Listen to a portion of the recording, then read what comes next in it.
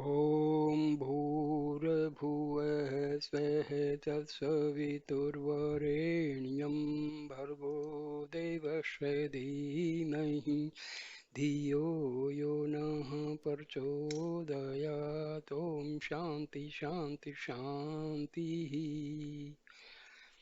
नमस्कार दोस्तों, उपनिषदों की कहानियों की श्रृंखला में एक कहानी कथा में आपको और आज सुना रहा हूँ। इसका शीर्षक है मैत्रेयी। मैत्रेयी महर्षि याज्ञवल्क्य की विदुषी पत्नी थी। पहली पत्नी उनकी कात्यायनी थी और दूसरी पत्नी मैत्रेयी। मैत्रेयी जो थी बहुत विदुषी और अध्यात्म में विश्वास रखने वाली ऋषि पत्नी थी। तो सुनिए ये कहानी। याज्ञवल्क्य की दो पत्नियां थी, एक मैत्रेयी और दूसरी कात्यायनी। मैत्रेयी ब्रह्मवादिनी थी, आध्यात्मिक विषयों की ओर उसका झुकाव था और ब्रह्म विषयक चर्चा अधिक पसंद थी। कात्यायनी गृह कार्यों में निपुण थी। याज्ञवल्क्य ने यह निश्चय किया कि वह गृहस्थ धर्म में लिप्त न रहकर परिव्राजक का पथ ग्रहण करेंगी और ब्रह्म चिंतना के उद्देश्य से एकांत स्थानों में जाकर साधना करेंगी। उन्होंने मैत्री से कहा, मैत्रेयी मैं गृहस्थ आश्रम त्याग कर कहीं चला जाऊंगा और तप करूंगा। मेरी जो संपत्ति है उसे मैं तुम्हारे और कात्यायनी के बीच बांट देना चाहता हूँ। मैत्रेयी ने पूछा, भगवान यदि यह संपूर्ण पृथ्वी अपनी समस्त संपत्ति सहित मुझे प्राप्त हो जाती तो क्या मैं अमर हो जाती? याज्ञवल्क्य ने उत्तर दिया, नहीं, केवल संपत्ति की प्राप्ति से तुम कदापि अमर नहीं हो सकती। धन प्राप्त होने से तुम धनी व्यक्तियों की तरह सुख और सुविधा मूलक जीवन बिता सकती हो, पर उससे अमरता प्राप्त की आशा नहीं की जा सकती।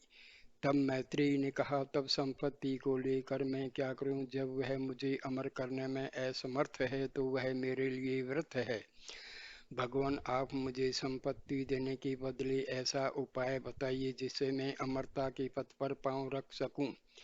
याज्ञवल्क्य बोले, मैत्रेयी तुम मुझे पहले भी प्रिय थी और इसमें भी तुम बड़ी ही प्रिय बात कही है। मैं तुम्हें अमरता की प्राप्ति का उपाय बताता हूँ, ध्यान देकर सुनो। स्त्री को पति पत्नी के लिए प्रिय नहीं लगता,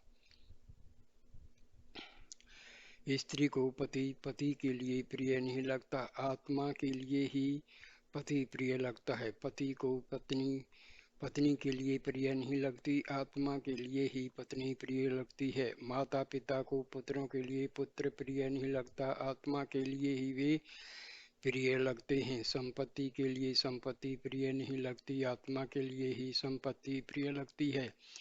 पशुओं के लिए पशु प्यारे नहीं लगते बल्कि आत्मा के लिए पशु प्यारे लगते हैं। लोगों के लिए लोग प्रिय नहीं लगते बल्कि आत्मा के लिए ही लोग प्रिय लगते हैं। देवताओं के लिए देवता प्रिय नहीं लगते बल्कि आत्मा के लिए देवता प्रिय लगते हैं।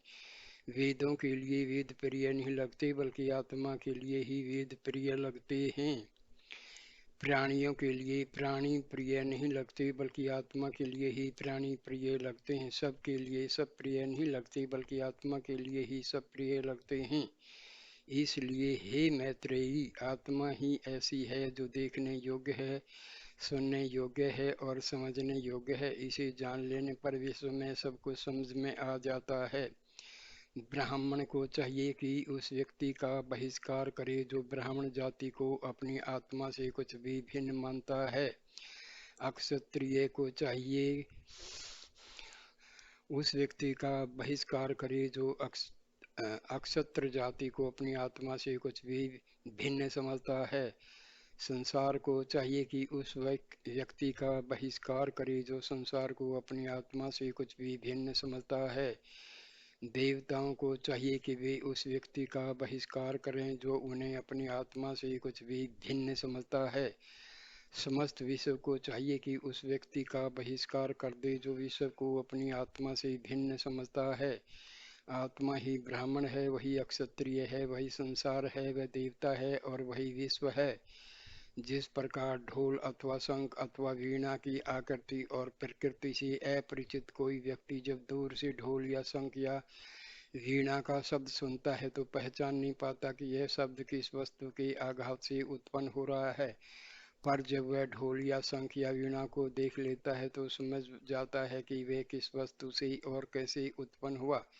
उसी प्रकार आत्म तत्व से अपरिचित व्यक्ति जब आत्मा से उद्भूत शब्द सब स्पर्श रूप रस गंधमयी सृष्टि के नाना रूपों को देखता है तो नहीं जान पाता कि सब का मूल कारण क्या है, पर आत्म तत्व से परिचित हो जाने पर वह जान लेता है कि उनकी उत्पत्ति किस तत्व से कैसे और क्यों हुई।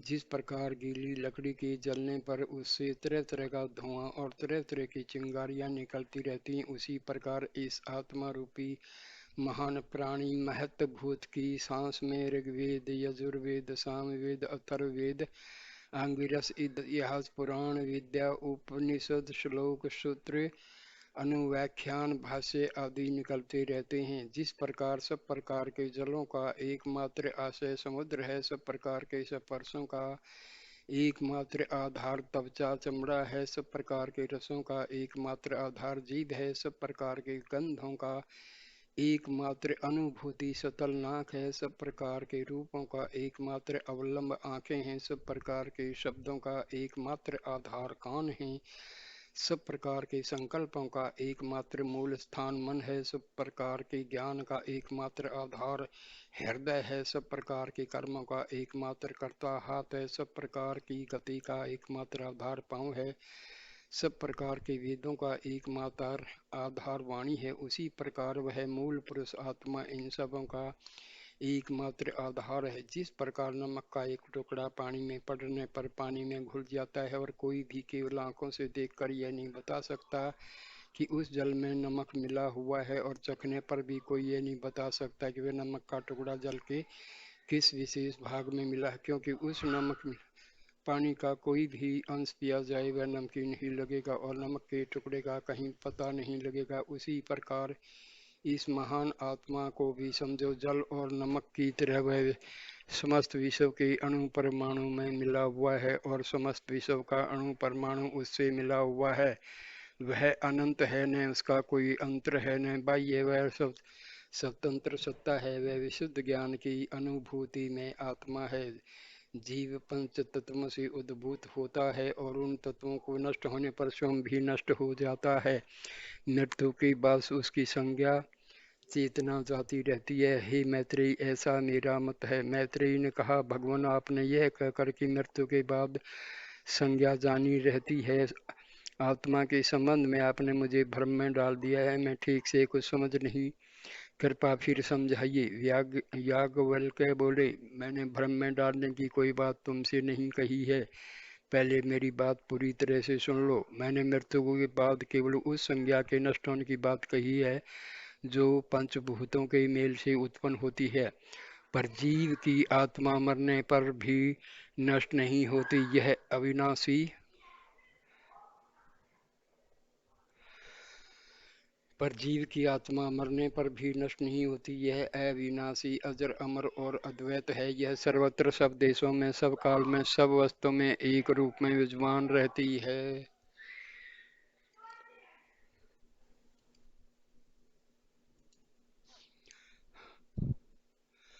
जहाँ द्वैत भाव रहता है वहाँ व्यक्ति भिन्न भिन्न वस्तुएं देखता है, भिन्न भिन्न प्रकार की गंधों का आभास पाता है, भिन्न भिन्न रसों का स्वाद ग्रहण करता है, भिन्न भिन्न शब्दों को सुनता है, भिन्न भिन्न विषयों को सोचता रहता है। पर जिस व्यक्ति के लिए सब कुछ आत्मा के रूप में व्यक्त हो उठता है, वह किस प्रकार भिन्न भिन्न वस्तुएं देख सकता है, भिन्न भिन्न गंधों का अनुभव कर सकता है, भिन्न भिन्न रसों को ग्रहण कर सकता है, भिन्न भिन्न शब्दों को सुन सकता है और भिन्न भिन्न विषयों को सोच सकता है।